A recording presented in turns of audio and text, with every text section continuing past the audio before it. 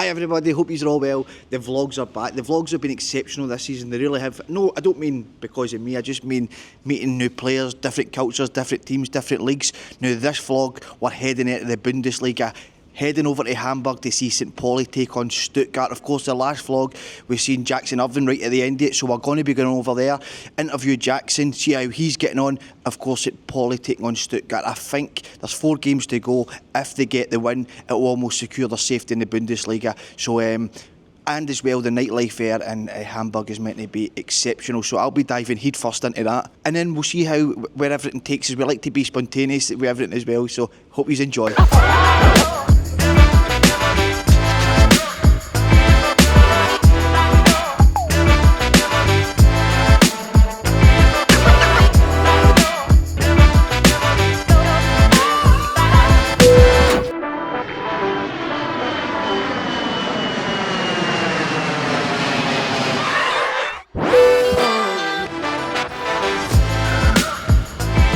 Well, that's us. We've landed in Hamburg, safe and well. Now we're going to go and get an Uber straight to the hotel, dump the bags, and then we're going to go and invest in the culture, the history.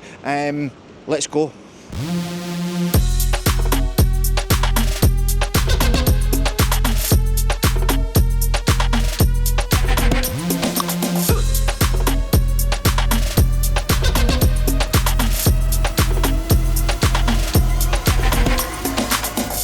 Right, that's us just left the hotel there. We are now heading into the Reeperbahn. We've just found out after the wee reception there, a lovely wee guy he was, we've just found out that it's a holiday here in Germany, a 4-day weekend that the boys saying. So everybody from Germany are actually coming to Hamburg tonight to the Reeperbahn to celebrate, to party. So we're going to get right in it about it. Guys, is it a party in Germany tonight?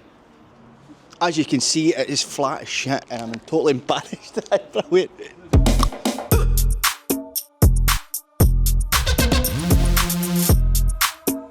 Right, of course we're here for the football and we really are here for our first game at the Bundesliga. We're going to see Jackson Irvine, interview him, but a big part of the vlogs, of course, is the culture. And the culture of this city is incredible and it's so important that I really show you all about.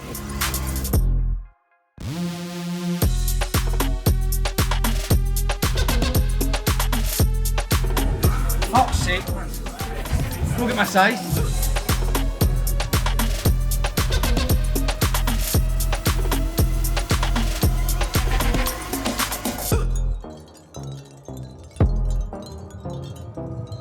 So we're bang smack in the middle of the Reeperbahn right now. I can't believe nobody's ever told me how good this place is. It is absolutely wild. But we've been walking about, as you can see, what a place it is. But as I said, we've been walking about for the last hour or so. There's not a lot we can actually film. We need to be very careful with that. So we are just going to keep on wandering about, finding a wee bar, finding people to speak to, and then we'll get back to you. But what a night we're having. Fucking hell, mind's blown. Morning everybody, I can only apologise for last night. We had to get the cameras off early, it just got a wee bit too much for the wee man. So an early night, but we did know we had a big day today, but I woke up this morning, I've only brought one t-shirt with me. So what I'm going to do is, I'm going to head in, this is here St Pauli City Centre just through there. So I'm going to head in there, get a wee bit of shopping done, I'm going to look for the St Pauli top itself. So I'm going to go and get the newspapers, we're going to do a wee bit on the game today. Breaking news, Jackson Irvine is out for the season. Don't worry though, it gives us a wee bit more time with him and we'll be catching up with him. So let's go.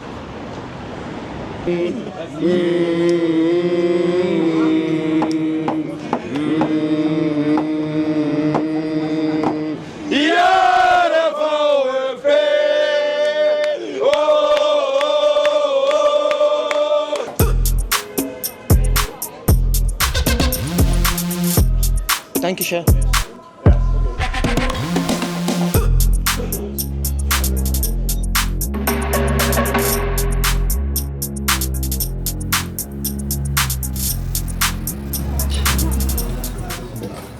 Okay.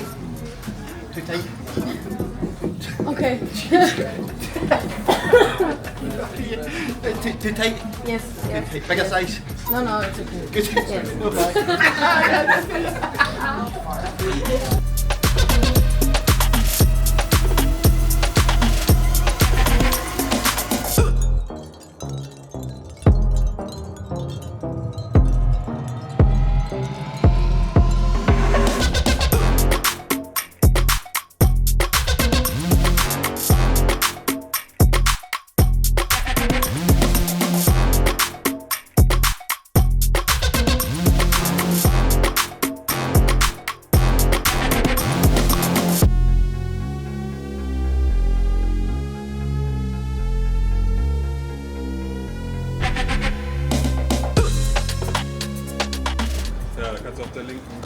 Look at this for scenery. Wow. Doesn't it get much better, eh? As I said to the Cooting boys, a bunker above the stadium. We'll show you when we get to the top of the bunker, but I was speaking to a few fans down there. Sometimes when it's a sellout like it is the day, some fans actually go to the top of the bunker and watch the full game, so we will see up there what it's like.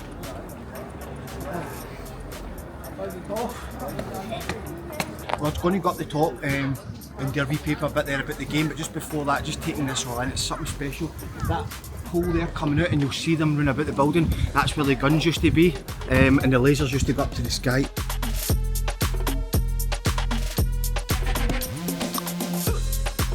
The wee man! How you come? You speak English, pal? You speak English? Yes. What's the score going to be today? Okay. What's the score going to be? My prediction is victory for Stuttgart. For Stuttgart, yeah. Right. Look, there's been a big debate in Scotland. Yeah. We're from Scotland, and there's been a big debate about ticket price. Yeah. So for a league game in Scotland, it's £43. Okay. So what about a Bundesliga match? How much does that cost? So for example, today's game. Yeah, we paid 35 euros For one ticket. for one ticket. Right. And is that even what about a home game? If you come to Stuttgart, it depends. It's a little bit cheaper. A little bit cheaper. Yeah. And how much for a season ticket? Not seats, standing ground. Yeah. 220 euros For the full season? for 70 Incredible. games. That. Yes. That's incredible. Yeah, that's really nice. And you're Really fair. very good, isn't Yeah, it? yeah. Wow, you're something else, big man. You're brilliant. Everything about you's just superb. Right, we found a cracking wee spot in the middle of the bunker. It's time to get down to work. Game is about, let me just check, kick-off is in 2 hours 15 minutes. So as I was saying there about it's a massive blow for St Pauli today that Jackson Irvine's obviously missing the game and the rest of the season, especially when there's only 3 games to go. I mean, we're looking right now at they're sitting in 14th place. 5 points ahead of safety, so if they win the day, that should see them keeping their status in the Bundesliga, which is unbelievable. The fact that they've just came up last season, promoted last season, first time they've been in the Bundesliga since the 2011-12 season, so it's huge for the club. But missing Jackson today, as I said, the captain of the club, will that have a big effect on them, or can they get the job done? Excuse me, I'm so sorry. Yes. Can you translate that for me, please? This one here at St Pauli, please. Is it you? You know, so I'm here doing the game, covering it for Open Goal Worldwide. Mr. Worldwide, they call me. You would the person was operated. Yeah. On the foot. Oh, Jackson Irvine operation. There's a stress factor. Oh, right. Yeah. What else? Anything else I need to say? This one. So it's Brilliant. this one, right? Yeah. Ohne Aus. I don't know what this is. Sorry, I'm not German. So Oh, are you not? Where are you from? So we are from Czech Republic. Oh, are you Czech Yeah, Republic? yeah, Remember Pavel Nedved? Yes. What a yeah. guy, sexy, wasn't he? Oh. Well, I don't know. I'm sorry. We are not fan from football. So Oh, not a problem. So really, I don't care, you know. But yeah, I know him. Brilliant. You've been outstanding. Thank you Yeah. very much. You're welcome. All the best. So what you were saying there's Metcalfe, he gets sent after the last game. He will be missing a day. He ain't a big player, so let's not worry about him. Stuttgart though, let's have a wee look at Stuttgart. They've had a wee bit of a mixed bag season. They'll be really disappointed in themselves. Should the manager go? That's for the board to decide, but for me, they're sitting in 11th in the table at the moment. What I will give them the benefit of doubt is the big boy Garassi, their main man last season, scored a fuckload of goals. He signed for Dortmund in the summer, so he's a huge miss, he really, really is. Obviously, I know my German football inside out, but when I was doing my research in the last few weeks, we've came really team heavy with this in the last couple of weeks, really got knowledge for everybody, before people for the Bundesliga, people who played there, whatever it is. But what we never covered was there's a young boy, Scott Banks, a young Scottish guy who signed with St Pauli, I think it was maybe last season on loan, and now he's signed permanent, which I never knew, which I'm most surprised at myself for not knowing that. He was a young boy that he started at Clyde.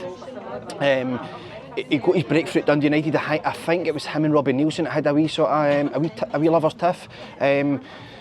And then he signed, I think he was wanting to go to Crystal Palace, and I don't know if Robbie Nielsen was trying to stop it. Listen, I'm not overly sure on the whole situation. He went down to Palace, and then he got himself on loan. I've noted it down here. I'm not going to try that I know it off the top of my head. I've noted it down here. He went to Palace, then he went, but came back to Scotland on loan. He done Fairmland, then he went to Bradford on loan, and he had a great loan spell there.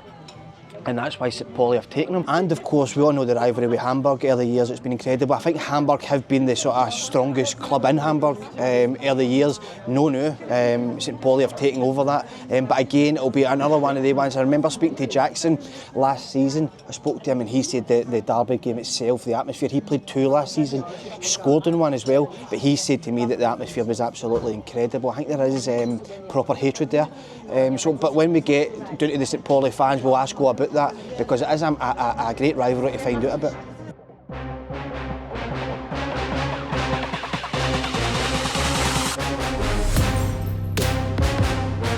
Right, we've just left the bunker there. What a place it was. We're now outside the Millerntor-Stadion. What an arena it is. It really is. 30,000 odds in there. The place will be rocking, and the game's starting the next hour or so. So the place will be absolutely bouncing. But I wanted to touch on this. It's really important that at the start of the season, of course, Fabian Hürzeler left the club and went to Brighton. The young manager, a superb talent, 32-year-old. He got them promoted. And I think that a lot of noise was made at the start of the season. A big worry for the St Pauli fans that can the club sort of handle with Fulham in the Bundesliga? I think at the start it was a struggle, but now we're going to go and ask the fans how the seasons went. I need to ask you, rivalry between Hamburg. Hamburg, yeah.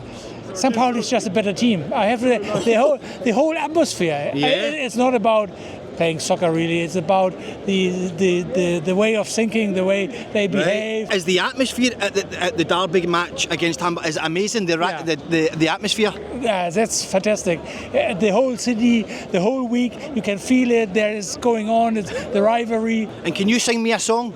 I can sing you a song. Any song. St Pauli, St Pauli. What's the score going to be today? I don't know, 2-0? 2-0. Brilliant, you have a great day, my darling. All right, all the best for the season. What an interview, Biggin? Oh, come on, you. Yes. What's your name, sir? I have a problem with Scottish. Sexy big bastard, you. Right, you. What's the score going to be today, mate? Oh, sorry, speak a bit slower. So, Scottish is very difficult for me. What do you think the score will be today? Score of the match? The result? As a result, we're winning. Winning. And now, if you win today, is that you staying in the Bundesliga for next season? Yes, real. That's incredible, isn't it? Can I try the glasses on? Yeah, I think you might find it easier now, right? What about Jackson Irvine? What a captain. It's the best captain. Yeah. Last season when you got promoted, did you party hard? Yes. How many days? Every day. Have you got a song for me? St Pauli is every day. Every day. Now, Hamburg, talk to me about Hamburg. Oh, bad rivalry. Do you need a song? Yes, please. Wer wird deutscher Meister? HSV.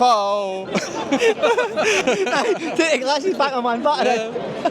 Muchas gracias. Muchas gracias. Let me get a picture. Look, get a picture. Oh! Jackson Irvine is the amazing captain. Yeah, he's doing well, but right now, unfortunately, he has an injury. An injury. He has to get back on track. Back. Yeah. He's very. But I must say, he should be a model. Of course. Oh. Yeah. Imagine seeing him naked. No. He's Sorry.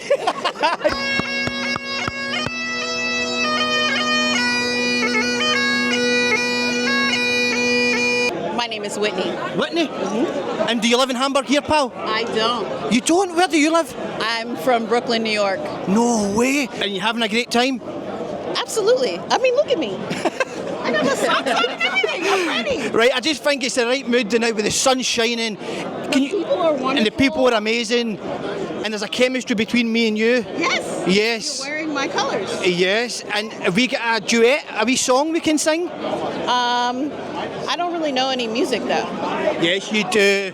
You'll be my American boy, my American boy, American girl. Take me on a trip, I wanna go someplace. Take me on a trip, I wanna go someplace. I really want to come kick it with you. You'll be my American girl, American girl. Oh, the best. What's the connection with Celtic and St Pauli? Let us know. Okay, my first time I met you my first game was in Dortmund, roughly 20 years ago.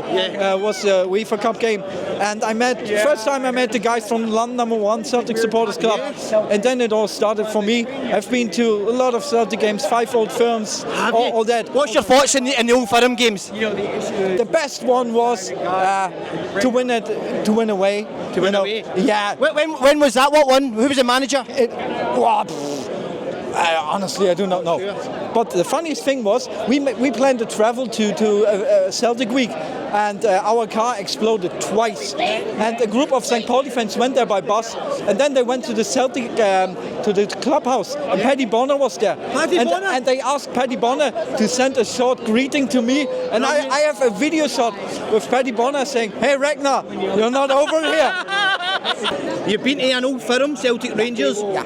St Pauli, Hamburg. What's the difference, or is it similar? I think it's a bit different because St Pauli has for us a classical township game, and Celtic Rangers is something different. It's something special. What's your most searched thing on Google? Shit, that's my secret.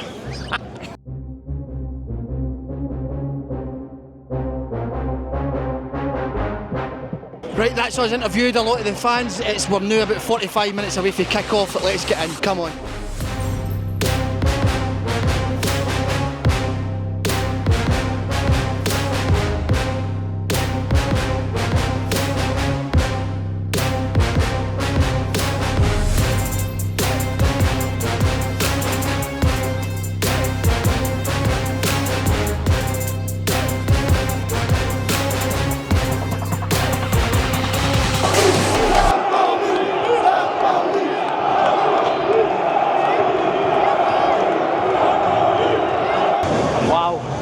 So we're in the standing section here, the north stand.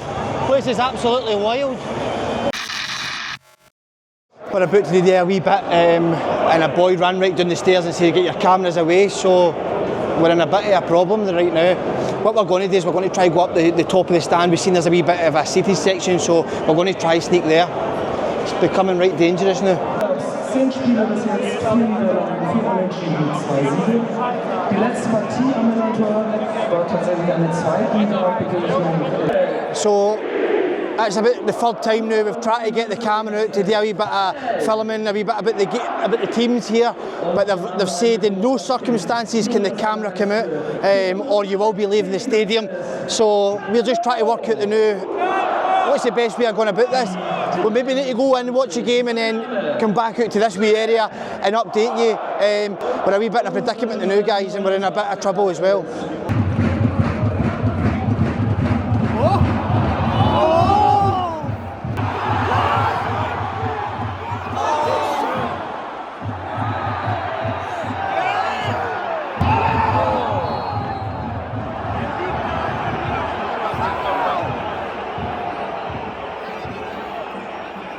So that's the first half done, guys. On the first half itself, it's been, I must admit, Stuttgart's been a better team. I think St Pauli are playing a wee bit nervy because as it stands right now, a point's enough to keep themselves in the division. So I think they're aware of that. They're not going out all blazing to get that goal. And it'll probably change if Stuttgart take the lead. But as it stands, St Pauli will be remaining in the Bundesliga with this draw here. I found the main man for Castlemilk.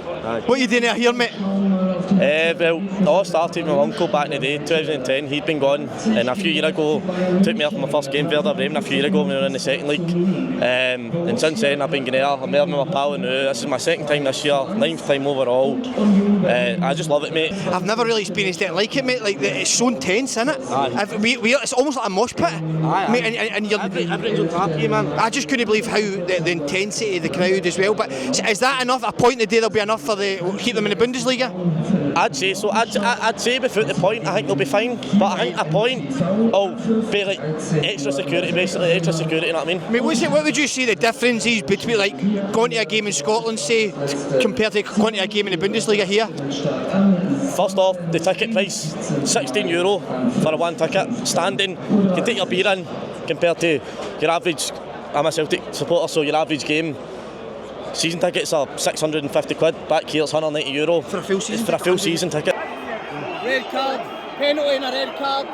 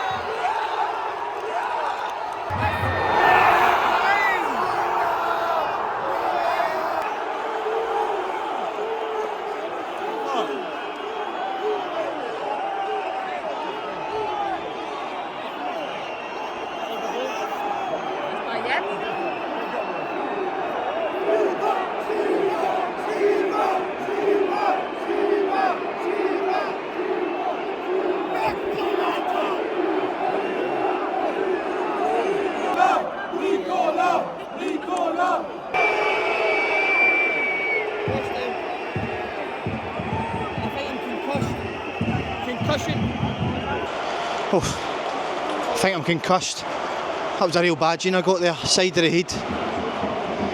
Might need to go to the hospital. Oh God. I don't know how I'm going to get through this, but I'm going to get a bash. What an atmosphere, hostile from start to finish. I've really been in a stadium where I felt that sort of hostility and intensity. But do you know what? Stuttgart deserved the win. They really did. From start to finish, they were the team that wanted to go and win it. They were the most possession, they had the most chances.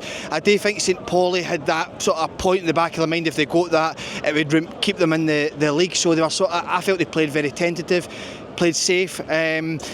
But the goalkeeper, my God, I think his name Fazige, brilliant boy and a brilliant goalkeeper into the bargain. What a performance he did. I think it was around about the 65th minute mark where he saves the penalty. St Pauli go down to 10 men and then he saves the penalty. So it really was incredible. You thought they were going to hold on there and get that point to keep themselves in the league. But no, 88 minutes in the clock. How you doing, pal? All right? Bad result, eh? Bad result. Too easy, eh? Yeah. Too easy. Brilliant. So we thought they were going to hold on there, but as I said, Stuttgart deserved it. 88 minutes on the clock. I think it was a wee cut back, boy slots it in. And then it goes on to next week. Now they're still in pole position to keep themselves in the league. They really are 5 points clear. They are still with 2 games to go. So I do believe they'll keep themselves in the division. But they need to go for it and need to be a lot more positive. I'm not going to sit here and sit in the fence and stick up for St Pauli after a performance like that. They deserve everything they got today. But as you can still hear the fans are going crazy in there at the referee. Even for the first half, they believe that he was really for Stuttgart. And as you can still hear the boos ringing round. But as I said earlier, I'm going to need to go to the hospital and get checked up. This is really dangerous. Right. And how would you punish the referee? Oh, I don't want to punish the referee. I think he's punished enough because he's so stupid, you know. And would you not discipline him? No. No discipline? No, I think he's a little dumb, a little stupid. But okay, so we have to live. We have to live with the result. So and we have to go on. Yeah. What did you think of today's game? Frustrating, very frustrating. But 1-0 after 2 red cards. Yeah, you can't be too upset. It could have been much worse. What? Do you think the referee was poor today? No, the referee was terrible today. Yeah. He was terrible. Why? Is it usually like that? Is the referees usually better than that? I mean, you always want to blame the refs because it's easier to blame the referees and not the team, right? But I think today he was a little biased, is how I felt, right? Yeah. He was throwing cards all over the place for St Pauli, but none for the others. No. Can you sing me a song? Yeah. Song. Any song. Ole, ole, ole, ole, ole, ole, ola. Ole, ole, ole, ole, wir sind immer vor euch da. Oh, Vater Stuttgart ist unser Leben, gibt's uns so viel. Big Kev, Kyle here. Sure. Guys, what did you make of today's game, Kev? It was shit. Why was that? Bad Schiedsrichter. Yeah. What about the referee? Bad. Bad. Really bad. What's your name, sir? Yeah, the jury was by, I think. Yeah. Yeah. Can St Pauli stay in the league? Can St Pauli remain in the division? Yes. Yes. Yes. And are you enjoying the Aras? Today was not a good game, but yeah. The games in the Millerntor-Stadion were well. Who's been your favourite guest on the Aras? My favourite player? Yeah. Basil. Oh, what a player. I'm shipping up to Boston, whoa! I'm shipping up to Boston, whoa! Any other songs? In the state of Massachusetts! That's us back at the hotel. What a day we've had. We've really enjoyed it, to be honest with you. We've been in Germany a lot in the summer. I think that's 3 or 4 times this season that we've been in Germany, but the first time that we've covered a Bundesliga game. A brilliant experience. St Pauli almost keeping herself in the Bundesliga. I'm going to get in my bed. We've got a big day tomorrow. Thanks very much.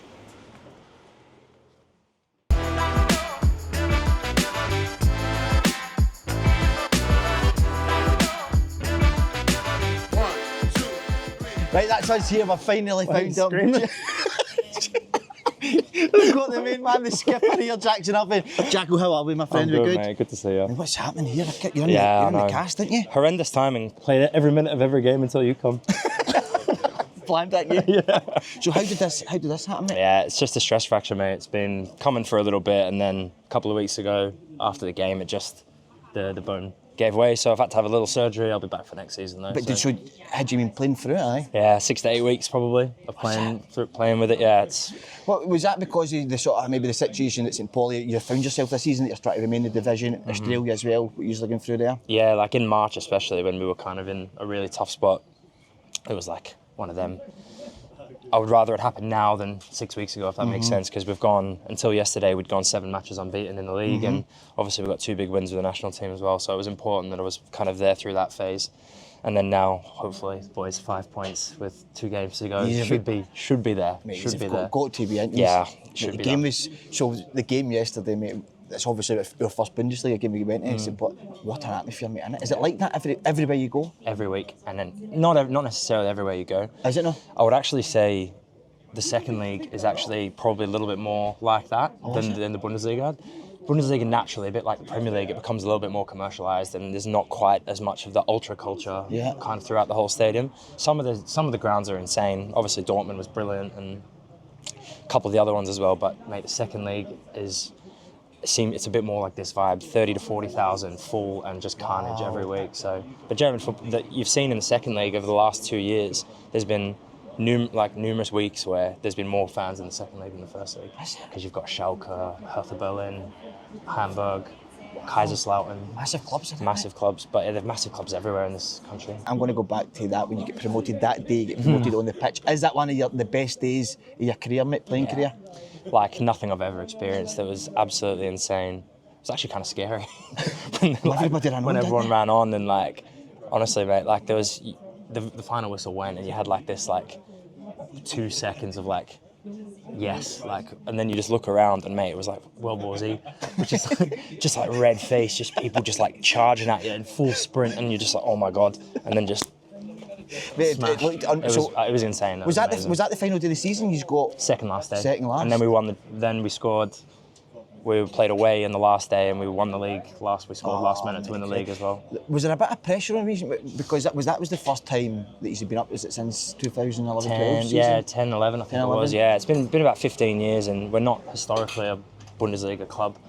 So it was a massive achievement, and even working within the second league, we're not working at the same budget as those clubs I just mentioned earlier. So for what we did was pretty special. See, at the start of that season, so were you not really was you expecting to get promoted? Or? From our perspective, yeah. We laid it down. Like obviously Fabian Herzl is an incredible coach, and you know, he's gone to Brighton. I know, like he's a genius. Yeah, he's amazing, and we're the same age, which is just nuts. And it was such an interesting dynamic working with a coach. It was literally like we're born a week apart. And like he was 29, 30 at the time when he got the job. And like, yeah, just massive, like took absolute control of the whole club from top to bottom, instilled like a culture of, you know, laying down a marker of being, didn't just say want to get promoted, he said champions. And if you want to be champions, you have to have the standards of champions, and that was like the daily. Like there was a lot of conflict. Like he pushed us so hard, it was insane. But ultimately it was the difference, because in the other years I'd been here, we'd come close. Yeah. But we needed something else to get over the edge. A bit of that, mate. Do you know what I mean? We tinge. Yeah, We tinge. exactly. So you say he drove you, mate. Yeah. What sort of, was it in training every day? What sort of things would you be doing? Obsessed with training, mate. Like I've never met a guy who can. The second you step foot on the grass, mate, you're in training mode. He was just on it. Like no warm up, little passing drills, get yourself going. No, if you were not like playing firm, right foot, back foot, whatever the drill was, if you were not on it from second one, he was on you like a rash. He was. The standards he demanded were literally like. And I think it's almost unsustainable. Like I would have been interested to see if he'd have stayed here for a longer period, how the players would have adapted, because the demand was so high physically and mentally. It's like really, really tough. And would he be working a lot on your style of play? Everything was tactical. Every passing drill, as I said, there was no second on the pitch was like wasted or just for fun or something like that. Everything had like a purpose. It was unbelievable. So just on this season, mate, is the jump up from the second league, has it been a massive step up for you? Has you found it difficult? For the top teams, yeah. It's what I will say is I actually find that it's a bit like international football. The higher level you play, I think the tactical aspects of the game actually don't matter as much.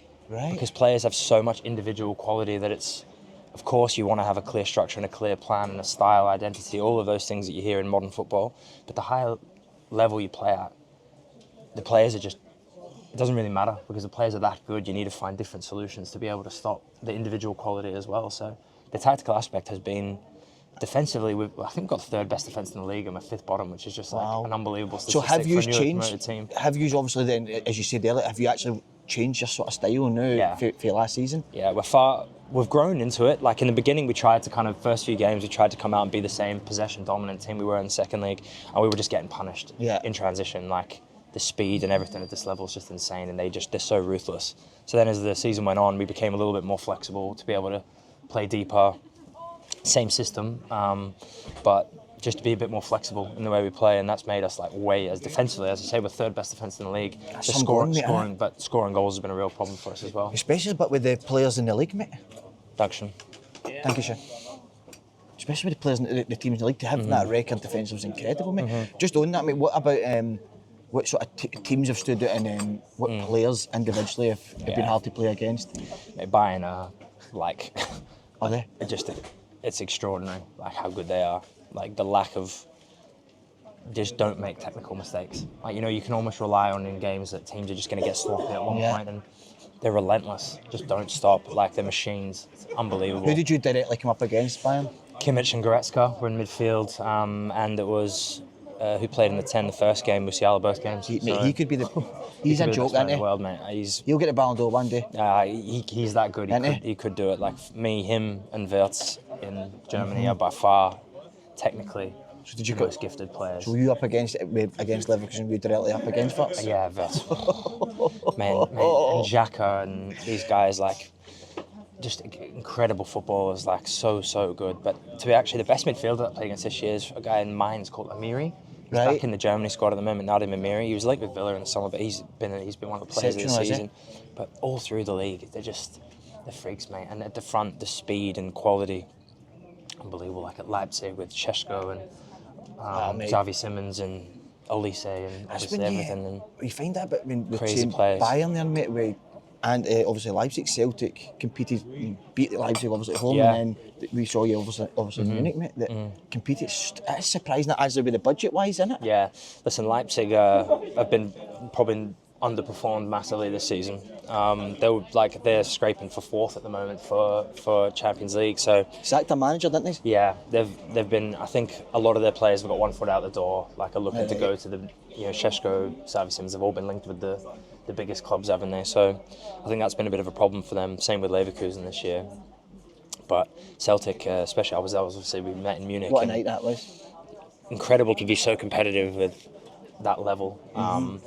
Listen, I know it's different, but when you play against these teams when they're in rhythm, it's like a different kind of thing to a knockout tie or a Champions League tie. I think, I think. I know what you mean. Do you know what I mean? Like for Celtic, obviously these games are like the cup finals and there's massive performances. But when you roll in against a Bayern, when they're on a 4 or 5 game winning streak in the league and they're just in full flow, it's like it's a different kind of atmosphere and it's a different kind of feeling. And they, I don't know. But Celtic in Munich, it's the best Celtic away performance I think I've ever seen in my 15 years in Europe. Couldn't believe that. Unbelievable. What about, so, as in budget-wise, mate, what are you, in the Bundesliga, were you one of the lowest in the league? Bottom 2 or 3 probably, like probably only Kiel, I would say, would be maybe Heidenheim, would be lower than us, Will you look to, I don't mean change that, but will you look to invest to try sort of progress more next season? That's the hard thing about like the way the club is, because the identity of the club is so fixed, and it's like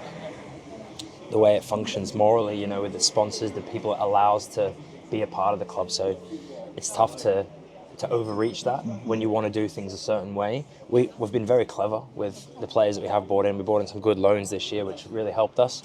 But as I said, the problem for us has been at the top end of the pitch, and they're the players that cost money. So if we want to be, it looks like Cologne and Hamburg are going to come up next year, which are 2 monster clubs again. I know. A derby in what's that like playing in? You scored, didn't you, in it? I've scored in a couple of them, yeah. Mate, is it unbelievable? Was that last season? Did you play them twice last season, was it? Yeah, I scored in the home game last year, and then we actually could have gone up in their stadium. Third last game, we had the chance to go up and we got beat 1-0. But actually it was better because going up at home was... At home, your home fans are there. Like they were all saying before the game that if we were winning, they were just going to kill the game. Like fans would have run on the pitch, they'd have got the game. Do you think they would have? Yeah, well that was the chat. Like they would not have let us get promoted in their stadium, I don't reckon. Mate, so see, as in like, if we're comparing, let's say, Celtic Rangers, like, it's proper hatred to a proper... Is it similar to that? No, it's nothing's like that, mate. No. And like everyone says to me, like, this and that, and I'm like, but there's nothing like it. It's not ingrained in the very fabric of someone's identity, like the football aspect, like it is in Glasgow. Like there's nowhere, maybe South America, I don't think there's anywhere else that's comparable. Compared to that. But here, it's more cultural. It's more about class and politics, and it's not as much about like, you as a person and what you identify as. I suppose it's not, religion obviously doesn't play a part either, so it's different. The actual bigger rival we have, well, not bigger rivalry, Hamburg's obviously our biggest rivalry, but Rostock is the big, because they're traditionally the right-wing East German, they've hung like Nazi banners almost in our stadium before and stuff like that's the kind of, and when we play them, it's like their ultras have been banned from our stadium for like years because they like smashed up the bathroom and like were throwing bits of ceramic like tile from the toilets. Like they smashed up our toilets and were throwing it at our fans and like onto the pitch and stuff. I don't know if you're going to believe this, but last night, I never told you because I didn't want to worry you, I get rushed to hospital. No, I promise, get rushed to hospital, and I was in overnight. They were just wanting to keep an eye on me because of the severity of what happened in the game. So What spot? It's a bad spot, mate. Let me just play this.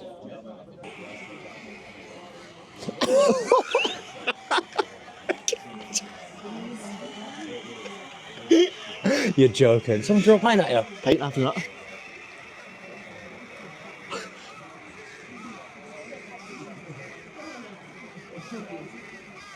Oh my god. Do you reckon it was on purpose? Oh, you poor bastard, that's horrible, mate. I'm going to show it again because look where it actually hits you. If you see this, mate, where the contact here that actually gets me. Up the neck. I'm shocking. The camera's up. Oh, mate, but I'll tell you, mate, I know I spoke about the atmosphere was incredible. What is it with St Pauli fans? Because even since, like, I think around the world, everybody sort of knows St Pauli for the fans. Why is that? It is because of just like, it's the whole punk and like alternative culture that's like the foundation of the club, I guess, and like why it resonates as like a cult club in that way, because it's about, the football is almost secondary to everything else, to the politics, the culture, everything else that comes with it. Obviously, that can also be a problem. And in my first couple of years here, like when we really needed like a little bit of a push to get over the line, to get promoted. You know, fans almost don't want you to get. There is a section of our fan base that wouldn't want us, don't like us in the Bundesliga. No way. Because you are become more commercialised. Right. You have to become more commercialised to compete at this level, and they would rather see the club in the 3rd or 4th division being true to itself rather than, because that's how truly they believe in. I know. So when obviously you come over to Celtic, mate, what age were you then? Was 17. 17. What separated you for the rest that you've now went on and had the career you've had, do you think? I know it's a hard question, mate, but I'm really trying to... Mate, I think it's simple. It's just like, I've always said the reason I've had the career I've had is down to like 3 things. Reliability, availability, and consistency.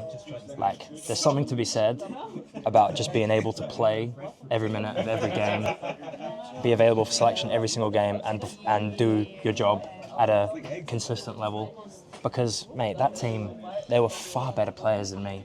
You look at the Philip Twardziks, like, obviously a lot of these guys have had, Philip's had a good career, he just won a cup in Czech Republic the other day as well, and like, God, like who else played in midfield? Dylan McGeoch, like, John Heron. You know, there was, obviously Cal's had probably the best career out of everyone, but there was so many players in those teams that had so much more ability than me, but I just think that... But mate, your mentality, mate, your mentality was so strong, because I remember the game, obviously we spoke about it, when you... Was it your debut against Hibs, was it, at Parkhead?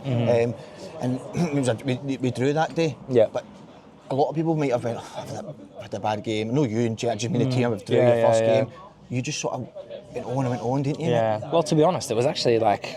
Obviously that year kind of ticked away and I kind of fell away from it after the debut, and then I was on the bench a couple more times and I drifted off completely. And then it was the next pre-season when we played Liverpool in the summer, and then that was when I kind of thought I was going to get back close to it again, because I had a really good game over in Dublin, and then I ended up going on loan to Kilmarnock that season, which was also a disaster. Was it? Oh yeah, mate. Like, well, I think we spoke about it last time on the big interview, but like after my year at Killy, the next year, I couldn't get a loan. Like, no one would touch me. Like, the year after, so I was, like 20, 21, 20, can't remember, after that Kilmarnock year. And then it wasn't until, like, deadline day, when Ross County were, like, seven games into the season, 7 defeats, bottom of the league. And they were like, do you want to come on loan? And I had to go because I had no other... That was my first phone call for the whole summer. And Ronnie Dealer had already told me that I wasn't in the picture, obviously, understandably, and but I was going to be looking at another year of like reserve football until thankfully Ross County signed me on like the back end of that window. Because I always remember, even when you were younger, mate, in the gym, I remember I think I was carrying on in the gym, and everybody's like, how's this kid not back in Australia already? No, I remember I was carrying on in the gym, mate, and I remember you having a bit of a go at me. You'll maybe not remember, mate, but you were like, if you're going to date properly, but back then obviously you're going up to the gym after your training. Yeah.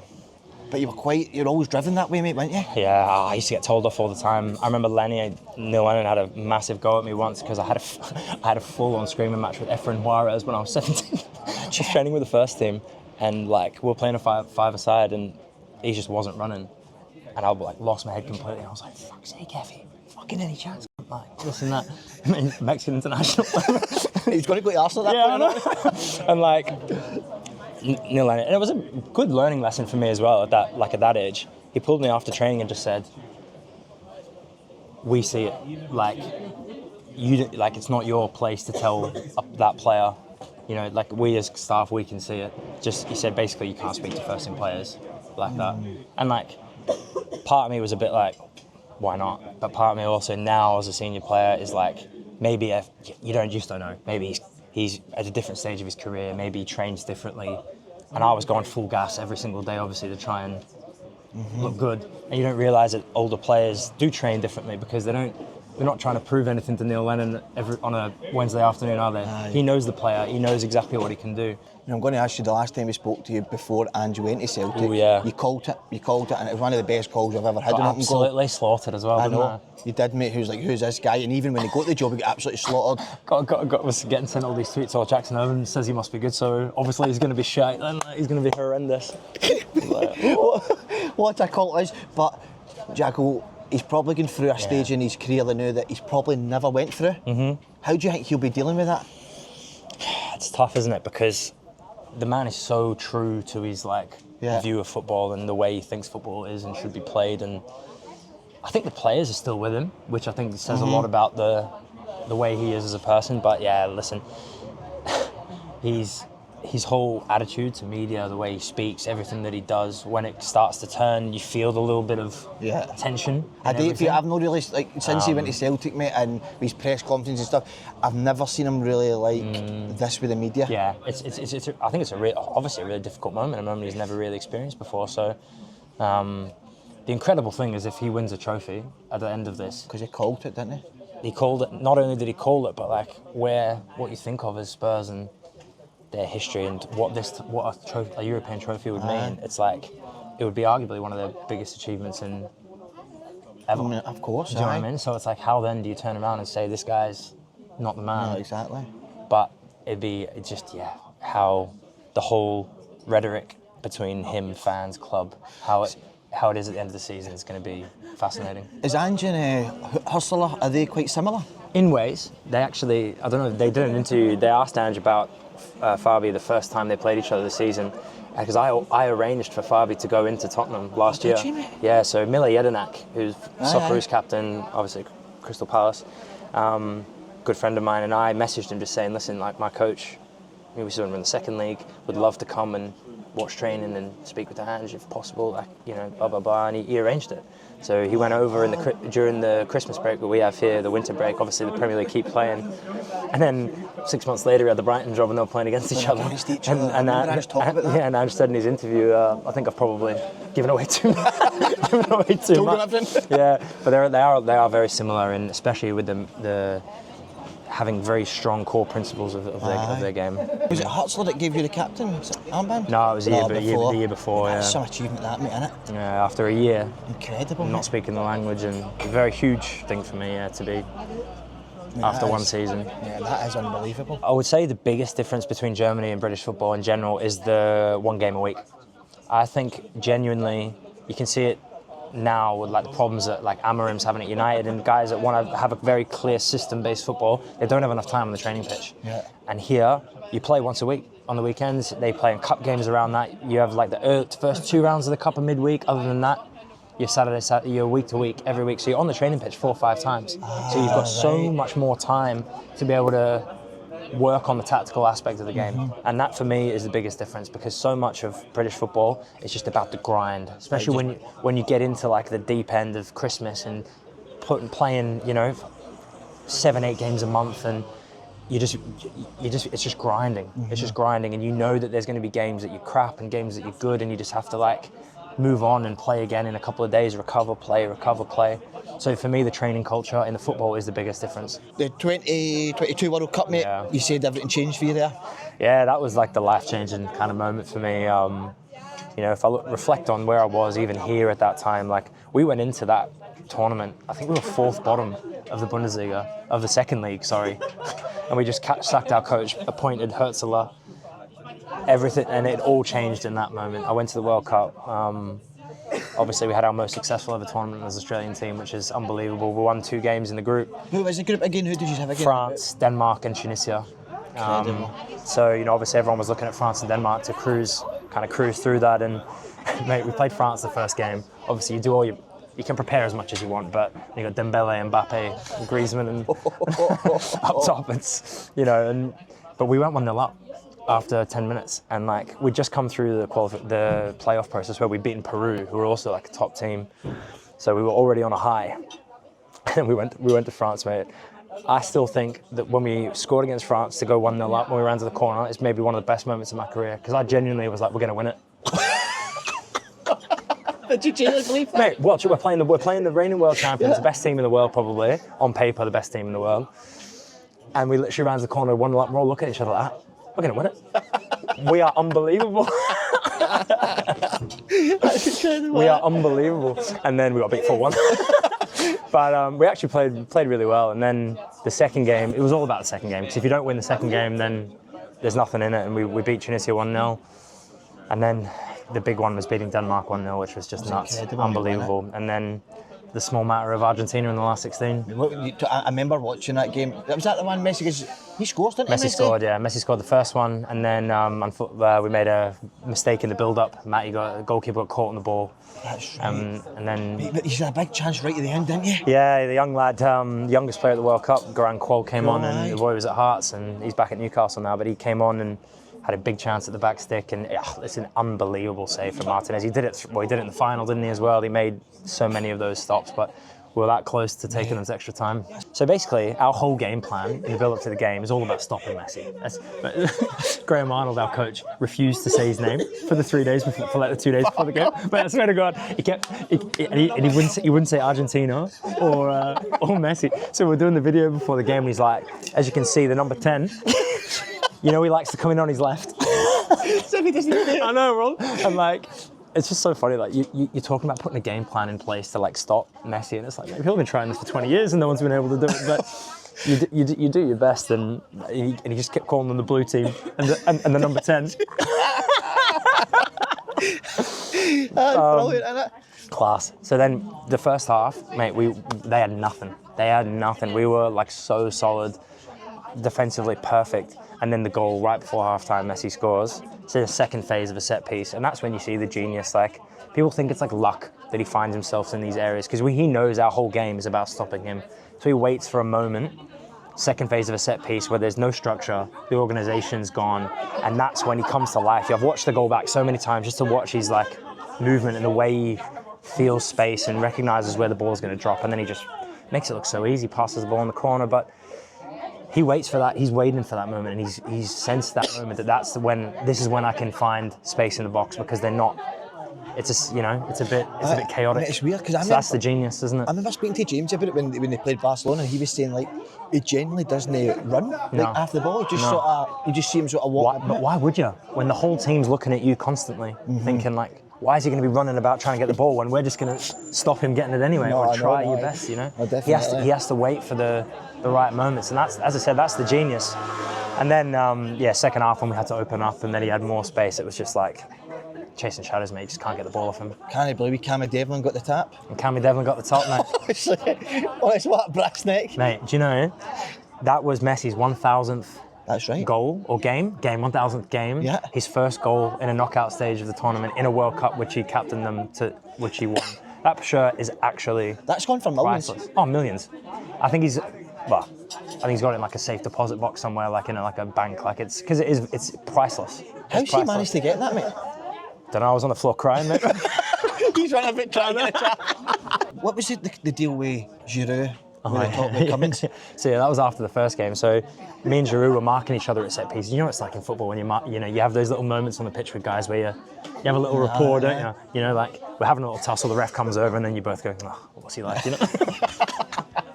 Shut up, mate. You know. So like we were chatting during the game, and then we at the end of the game we were coming near each other, and I asked him for a shirt, and he was like, yeah, we'll do it inside. It's actually a really good story. So he was like, I'll get you inside. So I was like, sound. Obviously everything goes on, and once you come off the pitch, you basically just get shuffled straight into the media zone. Like not after the game, you do it straight away after the game. So it's like hundreds of cameras and media. World Cup, France, blah, blah, blah. So I was obviously one of the ones that went through, and so was he. So it probably was about 30, 40 minutes in the media zone straight after the game, which is horrendous when you're already raging. And then I came out, kind of went down to had a peek down their side of the dressing room. I'm not the kind of player, I'm not going to go begging for a shirt, you know what I mean? I spoke to a guy, if we swap, we swap, if we don't, no bother. So I had a little peek down to their dressing room, and most of them were already cleared out. So I was like, all right, no bother. I went back to the dressing room, had a shower, did all my stuff. Anyways, there was only a few of us left in the changes at the end, and there was a knock on the door. And our kit man's gone and answered the door. And fucking the big man's there with his shirt, looking at me inside like that. How sound is that, by the way?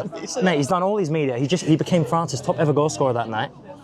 I know Mbappe's beat it now, but he was at that point he was France's top ever goal scorer. Just scored at the World Cup, and he came down to our dressing room because he remembered to ask for a shirt and came and looked for me. That's quality. And then I went outside, had a quick chat with him. Sound guy.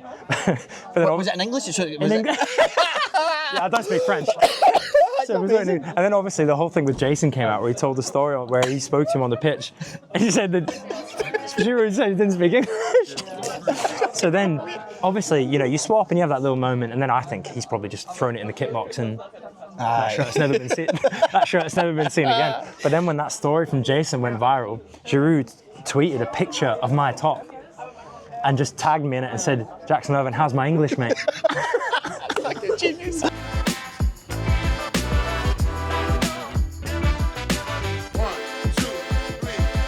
So we've literally just left your house. We have. About 30 seconds away from the stadium. Yeah, we are literally, the road ahead is closed actually because they're doing some works, but we will be at the stadium in 1 minute, but we're doing it to save my arms from the crutches Are you for a little bit. Are you the only player, Jacko, that stays in this area? I am the only player that lives in St Pauli, in the actual quarter. It's so rare to have a stadium like this planted directly in the middle of the city. That's crazy, mate, isn't it? And it's also why, you probably noticed the capacity is like 29,000, like it's just under 30,000, and that's because of you can't, if they want it to go over 30,000, it changes, the whole infrastructure rules of the club have to change because of where the stadium's located. Jacko, how did your move come to St Pauli? It was kind of manufactured by my agent actually. So basically, obviously we spoke a little bit in the open goal last time about me during COVID, like not having a club for nearly a year, and then going to Hibs where I was when I spoke to you last. Yeah. And it was kind of during that time that we were like looking for, you know, the next step, what the next option was going to be, and Hibs was obviously a big part of that. And I was, you know, we had conversations about staying, but in the end, like I had the conversation with these guys here, and it was just time for me to get out of the UK. Yeah. Like I loved Hibs especially, and they really got me out of like a incredibly tough moment in my career, but the chance to come here, I had one call with the club, and you know, I think everyone can see now why I made the decision that I made, because it's just like it's so rare to have a player in a club aligned like we do, you know? Yeah. Right, Jacko. Cheers, bud. There you go, mate. Airport next. What is it? See the badge with the skull and the cross, is that? Mm-hmm. So Jolly Roger's just always kind of been a symbol of like rebellion, I guess, isn't it? It's like what pirates use, and you know, and it kind of became the club's logo during that time where they were really anti-establishment. So this is a, but yeah, this is like what it's not many clubs that are kind of like, that's what you see when you walk in, I guess, you know what I mean? It's a bit intimidating, mate, that, it is a bit, isn't it? Well, that's what it's all kind of about. And so I mean, these are like the kind of early stages of the club when you see all of everything like that, and obviously there's a championship. Look at that, mate, there. The championship, yeah. We were the first, obviously the club's been promoted 6 times, but we'd never won the league, we'd never been champions before.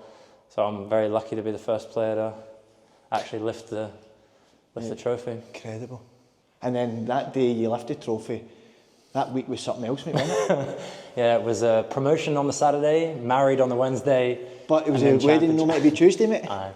So basically we got promoted, got pissed for 2 days.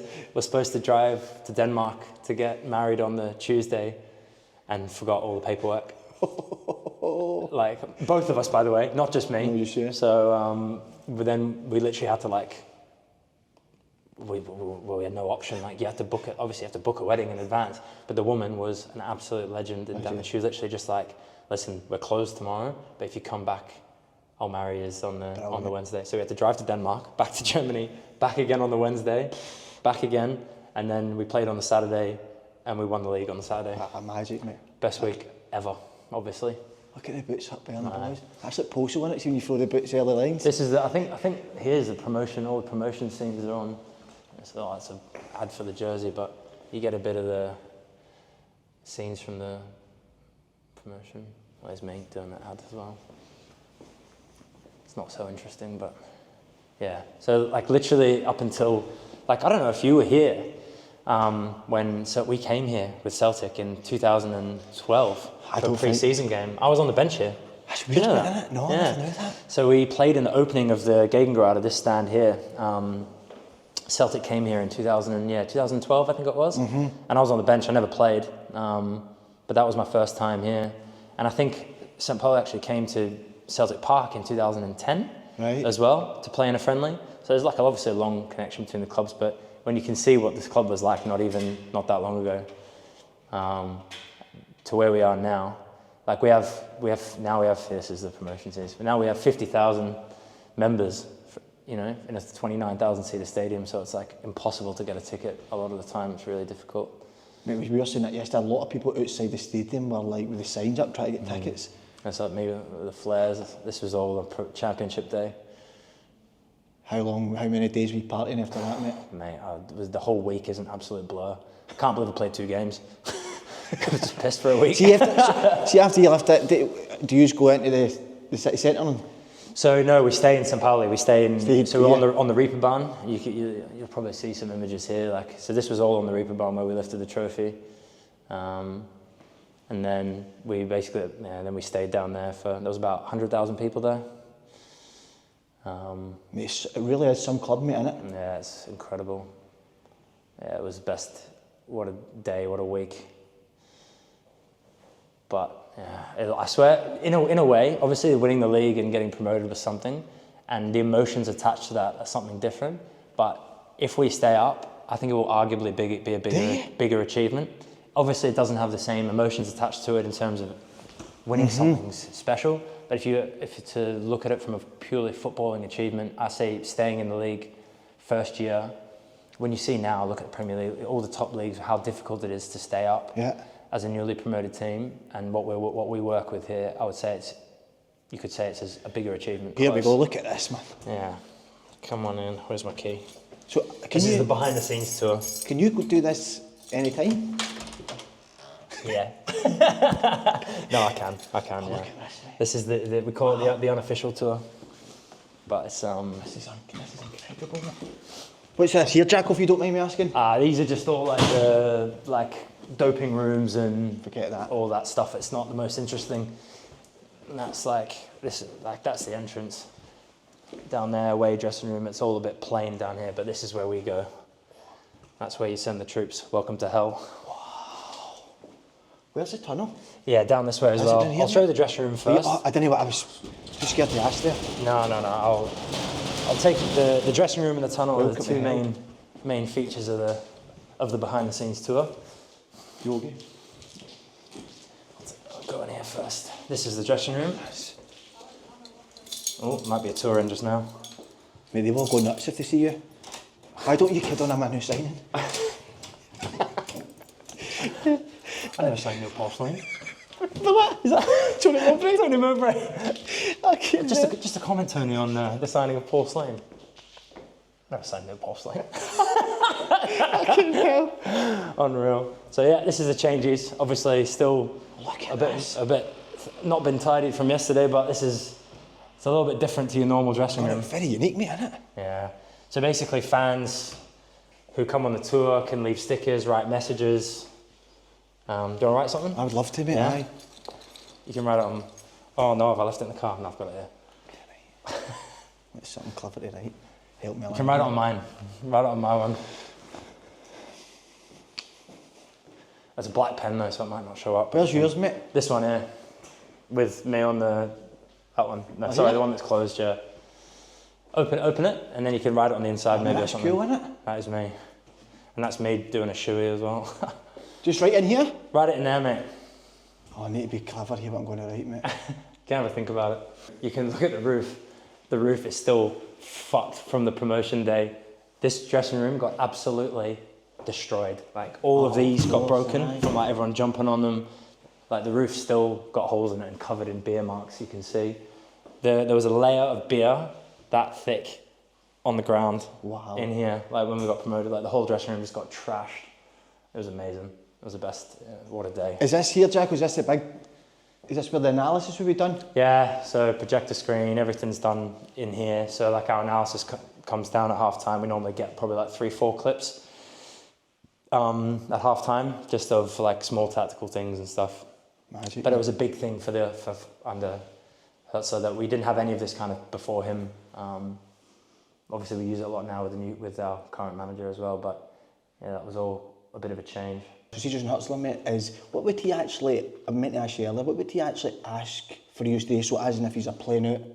So what would he be asking you to do? So it was a combination of like principles and patterns, and like when he first got the job, as I said, we were fourth bottom of the second league. when he got the job after the 2022 World Cup, after the long break. And we came back in the January and we won 10 straight. It's the best ever start, I think, by a manager in second league in Germany ever, to win your first 10 games as a coach. And the things that we worked on, well, the number one principle was about invite pressure, break pressure. So, and then you use the overload basically. So the core of that starts from a goal kick, because that's when you have the chance to invite a player to press a goalkeeper, and then there should, in theory, be a spare player. And it was just all about, we work on patterns to find that spare player. But then, of course, the decision has to be made by you on the pitch for which way the pressure comes, where to break the pressure. But it's natural when a goalkeeper comes with the ball, when you play back pass, and the player normally follows to come with the pressure. And it's always the instinct to keep going back out the other side. Yeah. His whole mentality was about break pressure. We have to find a way to get back to that side when the pressure comes from that way. So it would be about finding a short pass to play out through the pressure. So we used to work on goal kicks loads. And then even just from the principle of those goal kicks, it carried us further up the pitch as well. Yeah. It was brilliant. I loved the detail. The level of detail was intense. It was very demanding, especially for the younger guys, to take on so much information. But for me as an older player, we used to do half an hour, 40 minutes of video every day in the morning. No way. Every day, yeah. And you know what it's like, boys can lose concentration, but I was literally like, I used to look forward to it. I used to look forward to it because it was like, you could. So would that just be the videos, mate? Would that just be on, as you were saying, the patterns of play and stuff like that? Yeah, and he would use examples from other teams and from ourselves and from training, and then look at the opposition and the way they like to do it for the build-up for the game on that weekend. So you could start to think about what's going to be important for the game that's coming as well. So it was all, as I said, everything had a purpose. Nothing was just like, looking at a clip and being like, should have done that. It was all about like, how does that work into our system and what we're trying to do, and for the next time that a situation comes like that, where you need to be. But do you think that, obviously he's been excellent at Brighton, do you think that he will be the sort of next big manager in the world? I think he's got the potential. Obviously he's so young still, he's only 32 and he's already to be managing in the Premier League at that age is just insane. I'm fascinated to see where the path from Brighton takes him. As I said, we were just speaking before about Brighton and what is an achievement as a Brighton coach. We know they're going to play good football, they're going to recruit well, they're going to have turnover of players because they're a top club. So what is an achievement? You expect them to be in that period of like 10th to 7th in the Prem. Is Europe, it's getting harder and harder to get there now with your Villas and these clubs that are constantly there too. So I'm fascinated to see where the next step takes him. It needs to be somewhere that obviously will align with these principles, but he's a football person and he's a student of the game. He loves it, and I'm very, very fascinated to see. Still keep in contact with him? I drop him a message every now and again. He was actually speaking very highly, mate. He was the Brighton manager at the time, and somebody asked him something about you, and he spoke very highly. Saw an interview recently where he did with Mark Schwarzer, with the ex-Australian goalkeeper, and apparently, like when we got promoted, he had some people like saying to him, "Jackson Owen's not good enough for the Bundesliga." And I was like he was telling him that, but he was backing me. He was being like, he said, "What the fuck are you talking about? Of course he's good enough, this and that." And I was obviously that's great to hear from a coach. Quality, mate. Not great to hear that other people are saying. I don't know. I don't know if he said loads of people or one guy said it, but he backed me, so that was good to hear. That's the record being broken. Smallest penis in St Pauli. I can't help. Right, so this is my stadium highlight. This is the place. It's a little bit different. So do you want to lead us down the tunnel? Do the honour. Do the honours. You go through as well because I'm slow. Oh my God. Something different for an opposition player to have to walk down here before a game, isn't it? Mate, I need to walk in with you, mate. I need to feel it. Mate, this is incredible. It's cool, isn't it? It's, as I say, it's just like nothing else. What was the first feeling you got when you first experienced this? When I first came to look at the stadium and we had this, I was just like, what the actual fuck? Like, who? Like, as an opposition player, just, of course, you know, it's like you're not overly intimidated by things, but just from a perspective of like, wow, this is just something completely different. that you're ever going to experience in the game. So where do the away teams? They're the other side of the door that way, so they come past us down here. Oh, so they'll be, that would be intimidating, mate, wouldn't it? Yeah, it's great. And then when you're walking out here, AC/DC's playing now? No, actually. No yet? No. To be honest, I've always loved, I thought they should blast it through here as we walk out, but I'll get you to grab that door for me, please, mate. I'm going to let you. But then they wait until this is like the tunnel down here. And oh, so are you coming out here, just heading towards the pitch? Yeah. Is it, mate? Yeah. So you come out again. It would have been. I always think it would be nice if that was the last thing you see before you go on the pitch, but it's just because of the layout of the stadium. It's really unique, mate, isn't it? Yeah, it is. So then you come out here, and this is the tunnel onto the pitch. Wow. And this is where you get. Is that AC/DC? That's brilliant, anyway. Brilliant, I know. All right, and this is. This. As I said, there's just nothing quite like it. Wow.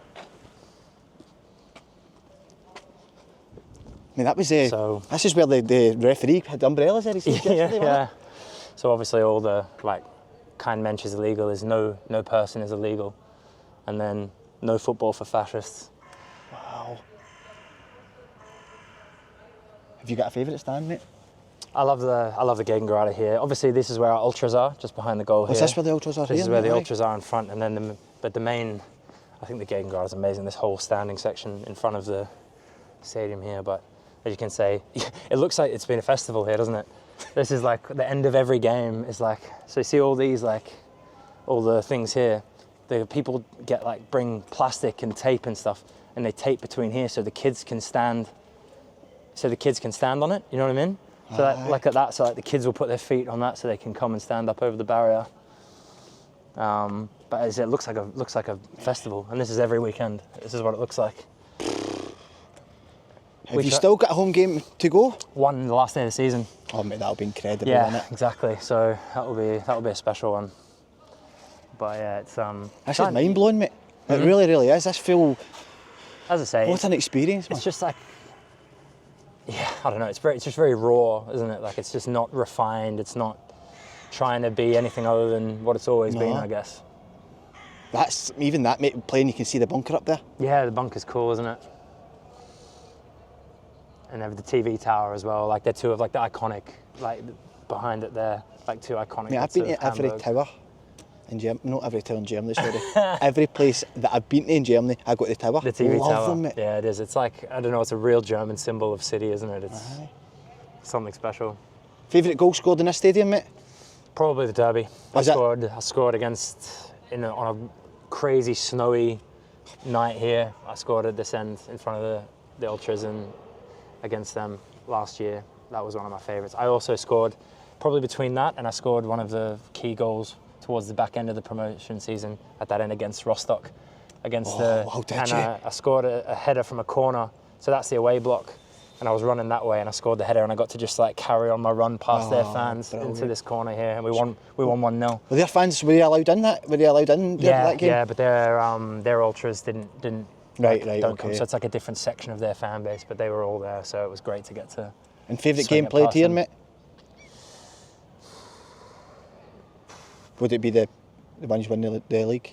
The one we won the league, probably.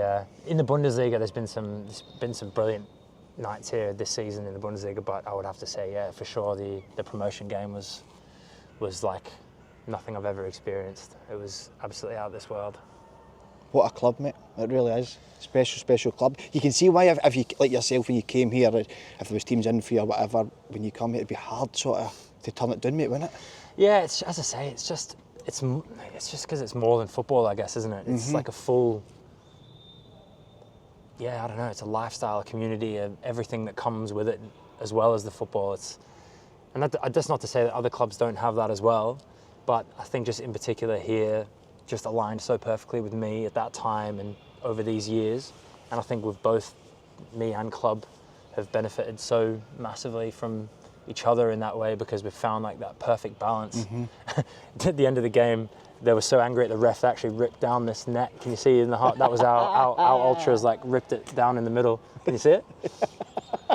They were all hanging from the stand there, pulling on this net, and it broke that thing in half. Mate, it does get quite intimidating, doesn't it, and intense in here.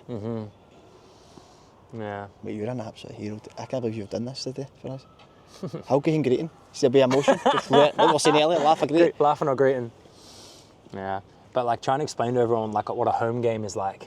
And it is like a festival. It's like a 2-day festival. It's like everyone, the build up to the game, everyone's here, as you probably saw, like 2 hours before the game. Aye. It's a whole event. It's like the event of the weekend every time we have a home game. That's incredible. And I think that also is what we were talking about earlier about the differences. I think the difference in the fan culture, even in the amount of games.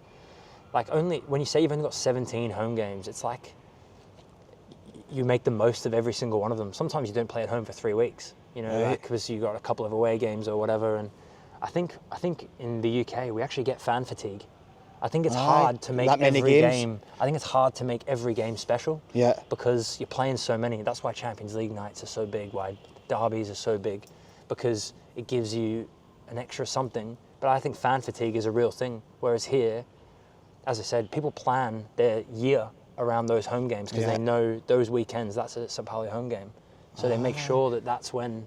There's too many games now, mate, isn't there? There's a big debate now, isn't there, obviously? Yeah, about match load and the amount of games that guys are playing. Where do you stand in that, do you think there is far too many games? I think so. I think that what you're asking guys to do at the top level now is absolutely insane. You look at like your Rodri's, Bernardo Silva's playing 60, 70, 80 games a season. No surprise that they've picked up. And then you get the argument, it's a silly argument about these guys get that amount of money, but that doesn't, it's not that, you can't put that into it. Mate, I'm, as I said before, I'm a union man. I work for and I'm always, of course, going to look after the best interests of the players. And players want to give people the best product possible. They want to feel good. They want to play well. They don't want to be playing through injuries, playing fatigued. And of course, you talk about money, but it's irrelevant. You deserve to come to work and work in conditions that you feel are healthy and safe for your body, for your environment, for everything else. And the demand now is just getting, with now the Club World Cup.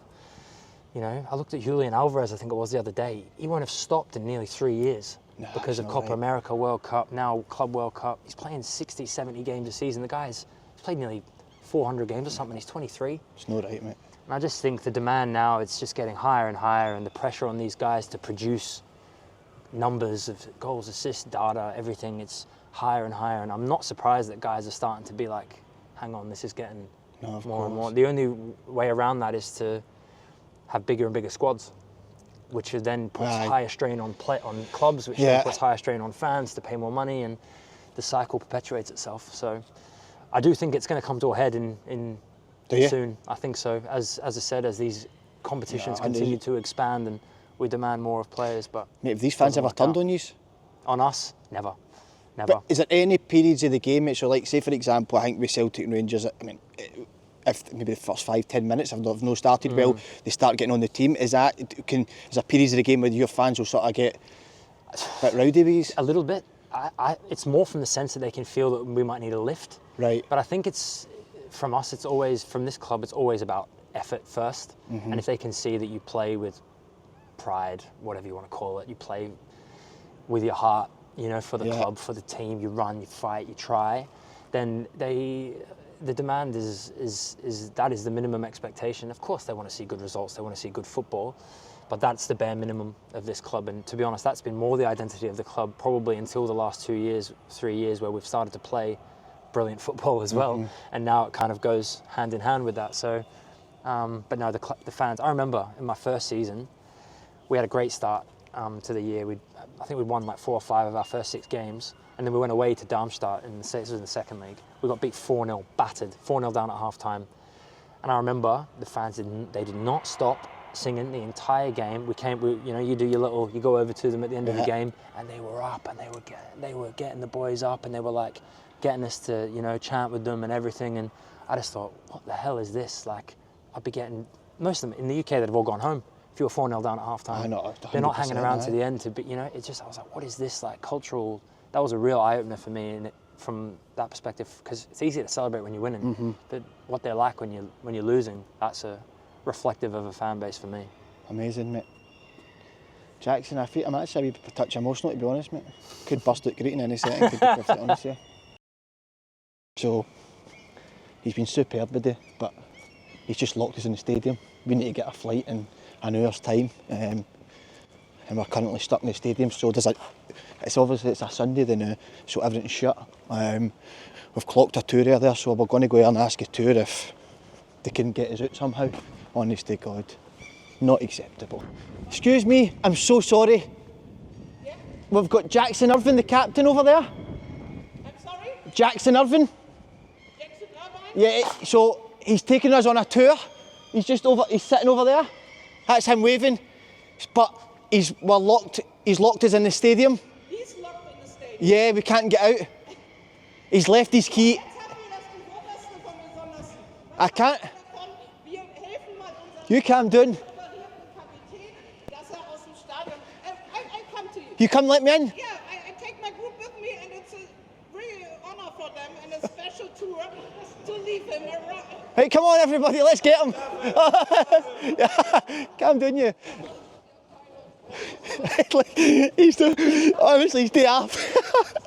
The full tour are coming to get him. The wee man's at it again. Bringing problems to people's doors, eh? Right, come on you. This is magic, look at him all. The tour's coming to get him. Incredible, what a brass neck a lot of yous. Come on. Unbelievable. Amazing mate what I've done for yous, innit? Ah, what a guy. All down to me. Brilliant biggin. Are the steps okay, or do you Nee, want to go here? yeah, through the tunnel is okay. Hallo. Dankeschön für deine Zeit. The dressing room should still be open. Oh man. Quite nice. Just you write whatever you want to do, mate. Right, whatever you want to do. It makes sense. Right, whatever you want to do. I'm going to drop these crutches. There you go. Thank you so much, mate. You're a legend. All right. Do you want a little message on there as well? Do you want a message? Do you want me to write a message? I put a message on your locker. Did you? Yeah, I'm not telling you what it is, but... Okay, I'll have to if see you it. go on, do you want to write one there? I'll do it later. Not under pressure. By the way, as I said earlier, the vlogs have been amazing this season, but this one's topped it off, all because of this guy, Jackson. I can't thank you enough, mate, for that experience you've just gave us, mate. Thank you so much. Afternoon at St Pauli. An absolute hero, mate. Good luck, mate. I can't wait to get you get back fit, mate, and see you up the Bundesliga again. I hope so, brother. Legend.